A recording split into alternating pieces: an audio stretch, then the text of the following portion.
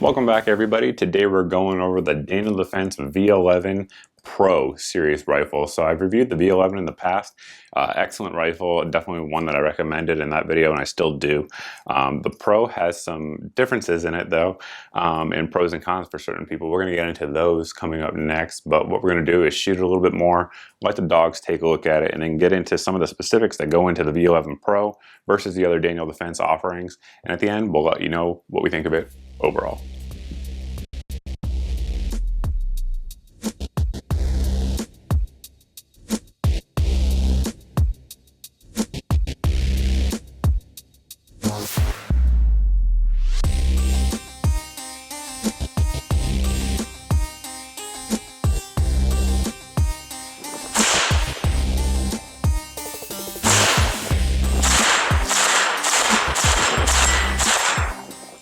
We're going to see what kind of accuracy we can get out of this rifle. Obviously, we have that fancy profile barrel that we're going to get into in a little bit more detail here in a second. But on the rifle right now, we have the Primary Arms Platinum Series 1-8 scope, awesome glass.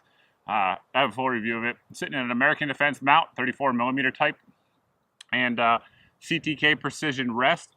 We got a couple loads we're going to run through it today. First off is going to be the 55 grain Freedom Munitions remanufactured stuff. This is probably 98% of what I shoot here on the channel. We'll see what kind of accuracy we can get that practice stuff. And then a couple of loads that should be a little bit more accurate right after that. Targets downrange at 100 yards.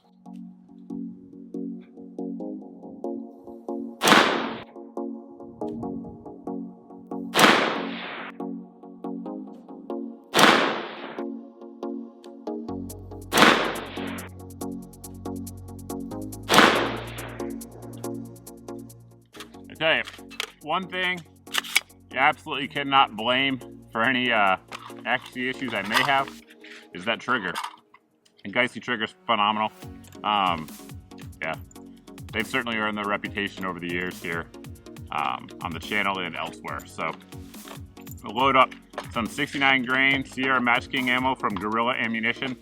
This stuff tends to be really accurate in just about everything, as longtime viewers of the channel here know. And we'll see what it does.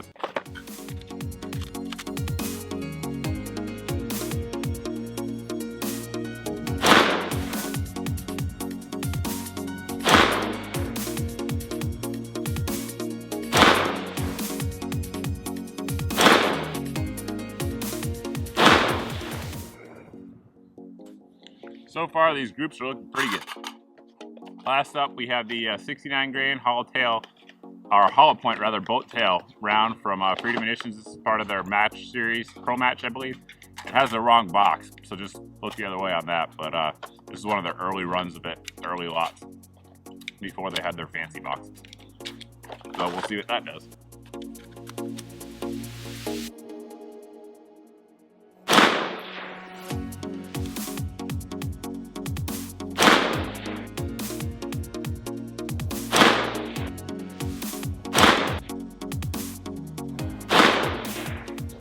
Check it out.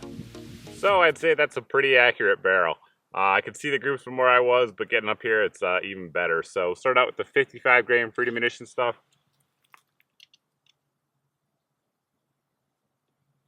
Center to center at 1.25 inches on that one.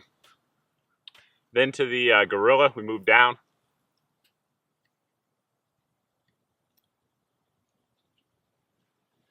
Center to center, we're just under 1 inch, so like 3/4 inch to 1 inch, somewhere in there. Yeah, just under 1 inch on that one, so good accuracy there. Then the 69 grain Freedom stuff.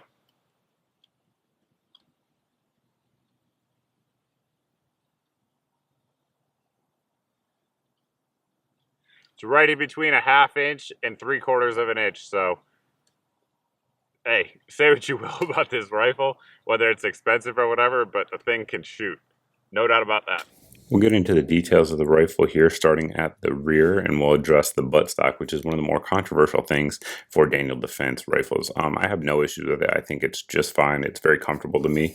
Has sort of a medium cheek weld, if you will, in terms of width. So either firing from standing or prone, it's very comfortable.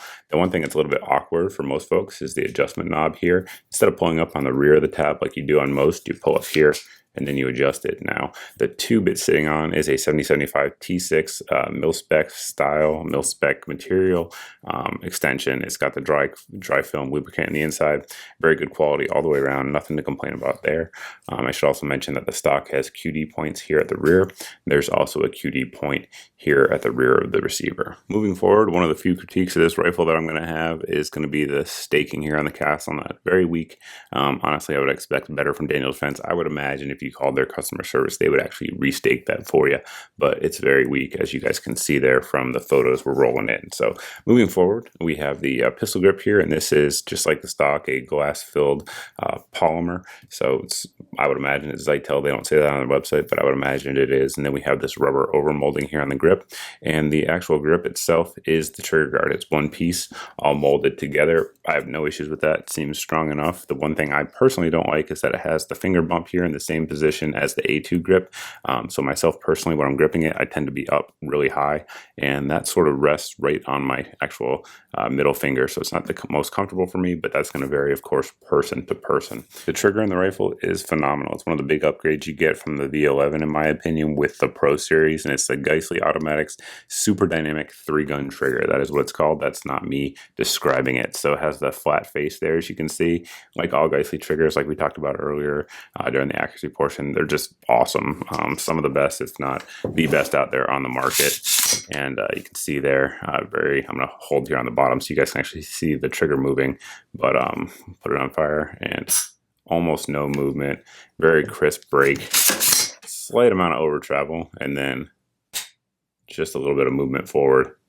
Breaks right at 3 pounds on my scale if I measure it from the bottom, about 3.5 if I measure it from the middle.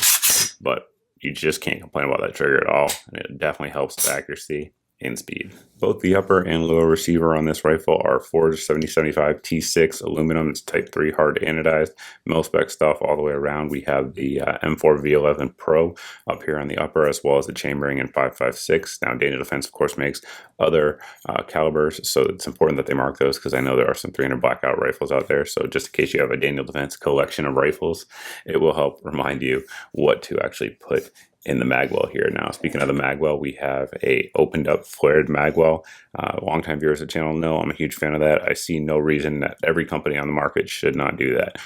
Doesn't weaken the lower at all and aids in reloads. So big kudos to Daniel Defense for that. I'm a fan for sure. On the upper receiver here, we have T markings all the way across. So that way, if you want to mark where you actually mount your optic to remount it, you'll have an easy indicator, and that way you can get back to 0 quickly. Separating the upper and the lower, one thing you'll notice when you look inside there is that the buffer itself is an H buffer. Now, combined with this gas system that we have here in a barrel and the brake, it's a very, very soft shooting rifle for sure. You can see the inner works there of the Geissele trigger system. You guys can check out if my camera will actually focus on it. And you'll see there, of course, just standard parts in terms of bolt catch, nothing too fancy. And the low shelf here on the rear receiver is certainly nice. That's one of my complaints about Colt rifles, is that they make that stupid ledge in there that just annoys people.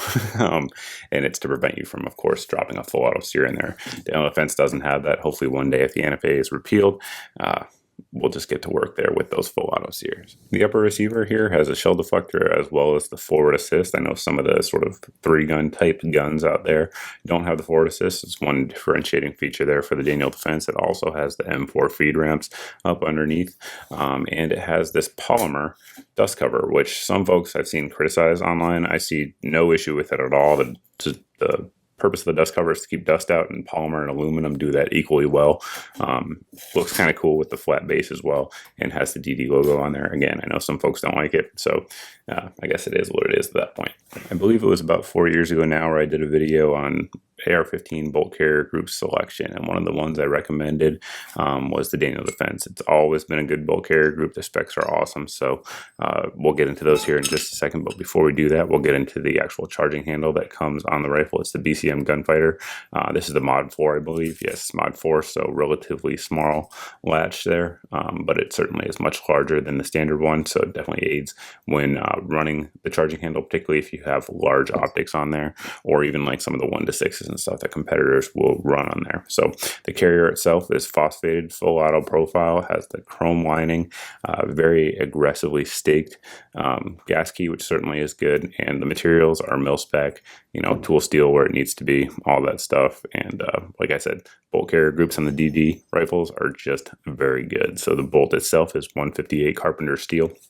It's both high pressure tested as well as magnetically particle inspected. The extractor here, which I guess is sort of a point of contention on the forums, has both the O-ring as well as the black insert, so you're probably going to get really positive extraction, which this rifle certainly had, and chrome lined firing pin. Everything else is pretty much mil spec, which is a very good thing. Rifle comes with a 15-inch handguard on there, so very long if you want to extend your hand out and do that C-clamp style shooting.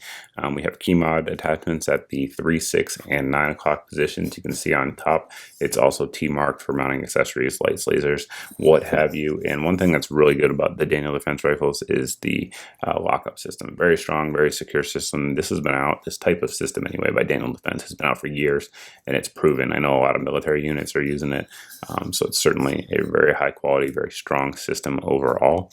We have quick detach points here on the handguards built into it on both the left and the right side.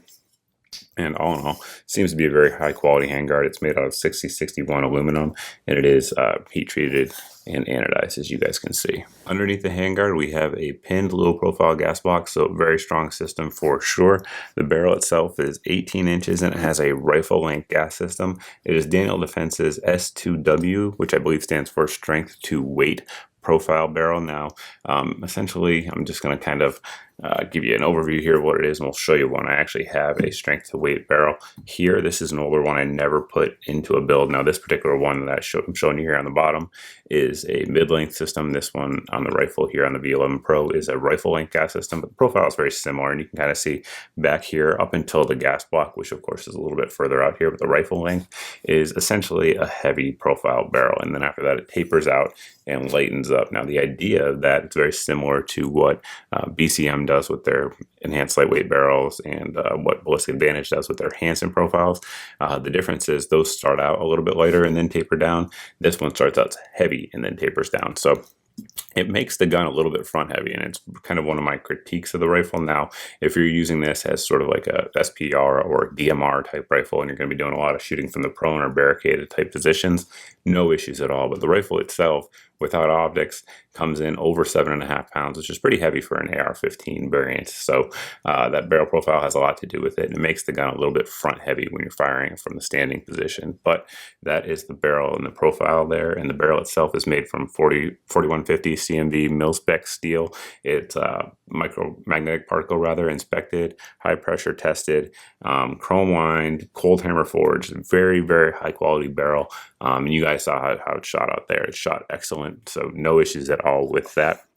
The muzzle device out here is a brake, so we have a closed bottom, and then you can see we have these ports on the side as well as on the top, along with these little holes there. So it's going to do well at of course, controlling recoil. However, it's loud and it's blasty. So if you're a competitor, nothing wrong with that. If you're going to use it as a defensive rifle, I personally, particularly with the 18-inch rifle length gas system, would recommend putting a flash suppressor on there. And one thing, I'm not sure if it's on purpose or not. I'm not really sure if you guys can see it, but the brake is not timed to the 12 o'clock position. It's a little bit offset. My guess is that's accidental, but it's sort of a critique, if you will, that it is offset. It's probably at the 1 o'clock position, which I know a lot of actual right-handed shooters actually time their brakes that way, but I would imagine Daniel Defense didn't do that from the factory. But if I'm wrong, let me know down below. I think that covers most of the details on the actual rifle, so certainly some pros to it. Daniel Defense makes great rifles. I've always said that here on the channel. This is no exception. The specs are outstanding, which definitely matters on AR-15s for sure. We've had zero reliability issues out of it at all. Of course, you guys saw the excellent accuracy out there. The trigger's fantastic. The barrel's great. It's just a little bit heavy like we talked about. Now, me personally, I tend to not like heavy profile barrels, but I know there's a lot of you out there that love them. So if you're one of them, hey, good on you. And of course, the 18-inch barrel will give you a little bit more velocity, which will give you a little bit more stability at range. Now, I have a full video on barrel length for AR-15s and, what's good and what's not good, why it's beneficial or not beneficial for certain applications. So check that out if you guys are wondering, should you get an 18-inch barrel? But overall, good reliability, 100% reliability, great accuracy like you guys saw out there, great trigger, great specs. The downside, I suppose, is going to be that it's a little bit front heavy, and of course the price of it is not cheap. Daniel Defense rifles cost a pretty penny. Now I picked this one up on sale during Christmas, and so I had a pretty good discount on it, but it still was expensive. It was over $1,500 when I bought it, so not cheap at all. But like I said, it's a good rifle. I think the MSRP is like 19 something, so $1,900 something dollars. Whether or not it's worth it to you, don't know. But if you're looking for a good Daniel Defense rifle to use in competition, or even in a DMR type role like we talked about, this would be one of the ones I'd recommend for sure. I think that's about it. If you guys have any questions about the rifle or anything like that, you can always post down below in the comment section. You can also post over at my Facebook page as always. But thanks for watching. Thanks for subscribing. If you guys aren't subscribed yet and you just found this through a search, definitely go ahead and subscribe if you like what you saw, because most of my videos are pretty much just like this one. Again, thanks for watching, guys. We'll see you in the next video.